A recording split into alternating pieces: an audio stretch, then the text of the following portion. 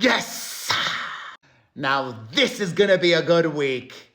Hello, my fam. It is Perez, the queen of all media, the original influencer, and your number one source for everything It Ends With Us saga. Last week, I and many others were emotionally drained and just freaking over it. That judge's ruling was devastating. But we are starting things off much better this week. As I previously shared with you all, following a request from Team Baldoni Wayfarer, Lady Rugpool was not willing to hand over her medical records, including her care providers and any treatment plan that would help back up her claims of emotional distress. So instead of giving that, which is common in lawsuits involving claims of emotional distress, Betty Poop just said, I'm gonna drop those claims. Then there was some bickering because both sides could not agree to the terms of the dismissal. The judge said, work it out amongst yourselves.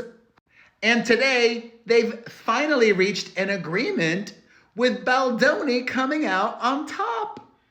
Judge Lyman just signed off on this.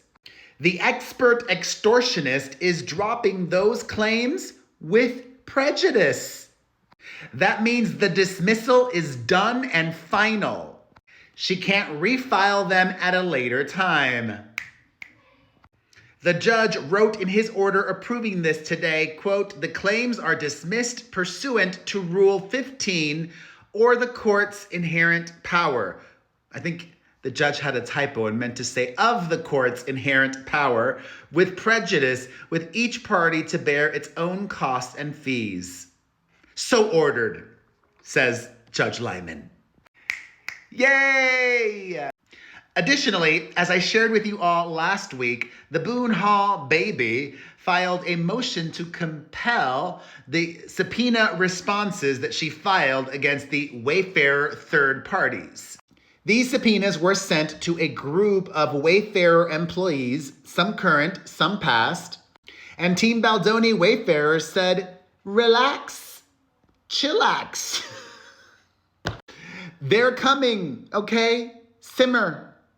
So, the judge just ruled on Amber Lively's motion to compel and just denied it. Let's see here his reasoning. In the ruling filed today, he explains that he denied it just for logistical reasons. Judge Lyman writes, Lively states that as of June 11th, 2025, the Wayfarer parties have not produced any document responsive to the subpoenas.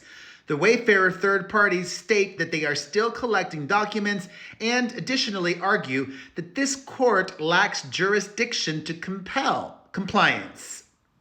Each of the subpoenas requires compliance in Los Angeles, California, except for the subpoena to Dion Suleiman, which requires compliance in Atlanta, Georgia.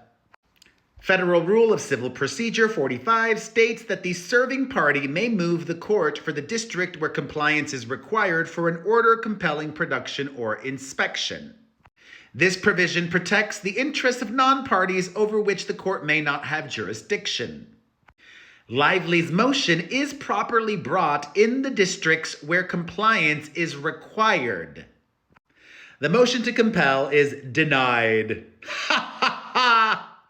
So ordered, Judge Lyman. And it was a very busy day on the docket. Some more updates. On June the 6th, the Garden Variety actress filed a motion to compel the actual Wayfarer Baldoni parties. Team Betty Buzzkill says they served the Baldoni Wayfarer parties, Justin Baldoni, Jamie Heath, Steve Sarowitz, Melissa Nathan, Jennifer Abel, back in early March, and they have not gotten anything. They've been bickering back and forth over every little detail. The Baldoni Wayfarer parties responded on June the 10th, asking the court to deny her motion to compel. And remember this, there were allegations made that Team Baldoni was engaging in nefarious communications. They did respond to that.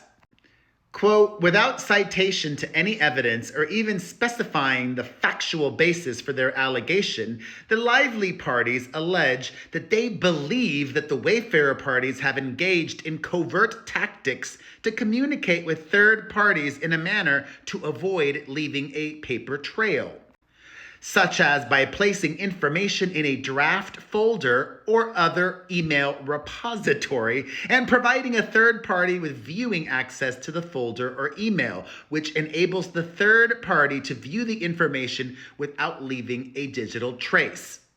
So, Team Baldoni Wayfarer says, for the avoidance of doubt, the Wayfarer parties have never engaged in such alleged clandestine communications. On June the 10th, they told the judge that they would be responding to the interrogatories, 2 of them, by June the 13th. That already passed. And for the rest of the interrogatory, the motion should be denied because such interrogatory is hopelessly vague and ambiguous. Additionally, and I mentioned this already, the Wayfarer Baldoni parties told the judge that by June the 13th, the Wayfarer parties will identify the reporters and news or media outlets with whom they have communicated. June the 13th passed. So, this morning, Judge Lyman said in an order, quote, Lively is ordered to inform the court by 5 p.m. today, June 16th, whether the Wayfarer party's responses have rendered any part of the motion, their motion, to compel. So, she's ordered to inform the court whether the Wayfarer party's responses have rendered any part of the motion moot. So, the judge just wants an update. Do I have to rule on your motion to compel or not because they already provided the information that you were requesting? And similarly, remember Sarah Nathan, the New York Post editor who just so happens to be the sister of his crisis PR expert, Melissa Nathan? After the judge's ruling last week and the defamation claims against Delulu's publicist Leslie Sloan were tossed, Leslie Sloan is no longer a party in this litigation. Leslie Sloan did put in a request to compel Sarah Nathan to hand over information, but in a letter today, Sarah Nathan's lawyer tells the judge, Consolidated Defendants Leslie Sloan and Vision PR, her company, who issued the May 5th subpoena that is the subject of the motion, have informed us that the subpoena has now become moot in light of the court's opinion and order entered June the 9th. Since the subpoena is no longer in effect and the motion need not be decided, Miss Nathan is withdrawing the motion. She was objecting to the motion to compel.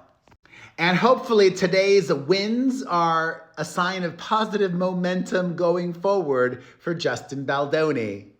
And FYI, I told you all that I joined that one social media place, the red to the it.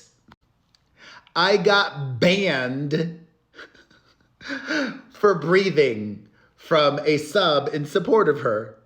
I literally got banned just for being me.